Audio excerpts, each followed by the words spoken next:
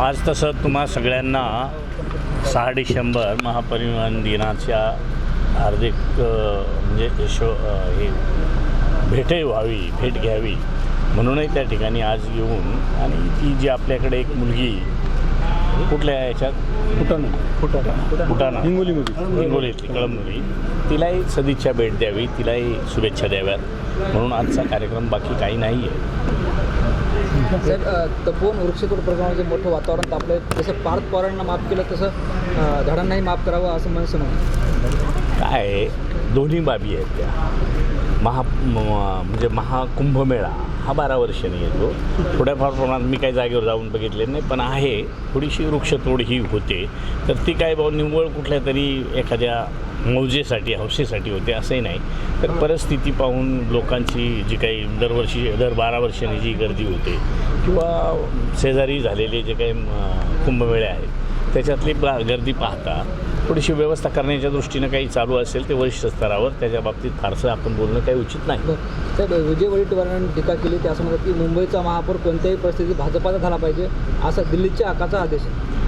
प्रत्येकाचं वेगवेगळ्या पद्धतीने सांगत असतात, त्याचा प्रश्न आहे, त्यांनी काय सांगावं तो त्यांचा प्रश्न. तसं महत्त्वाचा प्रश्न म्हणजे जे कोकणचा हापूस आंबा होता यासाठी ते गुजरातनं आता नामांकन केलं नाही, त्याच्या बाबतीत मला काही सांगता येणार नाही. पानटपरीवर गुटखा विकणाऱ्यांवर मोक्का लावणार असं तुम्ही म्हणाला होता. मी तसं नाही म्हणलो, तुमच्याच मार्फत काहीतरी एडिटिंग होऊन जात असतं. ते उत्पादकाला उत्पादन करायला जर म्हणजे आळ घासला तर पानटपरीचा विषयच येत नाही ना. पानटपरी हा काय, त्याचा तो विडी विकत असेल, सिगरेट विकत असेल, चॉकलेट विकत असेल, काय विकत असेल ते.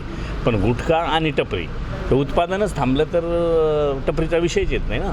आणि टपरी मी याच्यासाठी बोललो होतो का काही शाळेच्या आवारात जर टपऱ्या अशा पद्धतीनं काही विक्री करत असतील तर त्यांना सांगितलं गेलं पाहिजे का बाबा तुम्ही विकता हे चुकीचंच आहे, पण ते शाळेच्या आवारात का जशा कुत्ता गोळी वगैरे किंवा वेगवेगळे सिरपसारखे काही पेय का ज्याने नशा येते अशा ठिकाणी हे जर सांगितलं तर तुम्ही एकदमच बारीक जाऊन विचारता ती अडचण होते.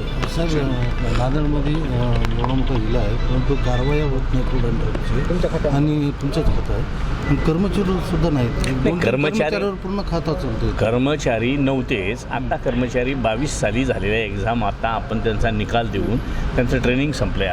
आता त्यांना नव्यानं नियुक्त्या देतो आहे आपण. त्याच्यामुळं आता तो कर्मचाऱ्यांचा विषय राहणार नाही.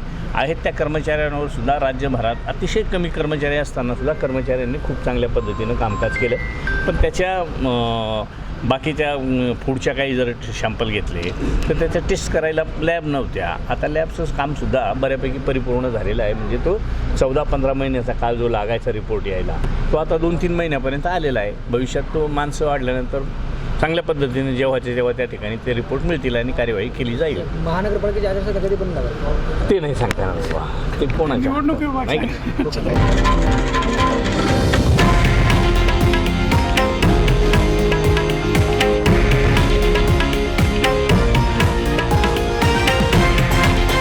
हे आहे देशातील नंबर 1 न्यूज नेटवर्क आणि आपण पाहत आहात TV9 मराठी, एकमेव.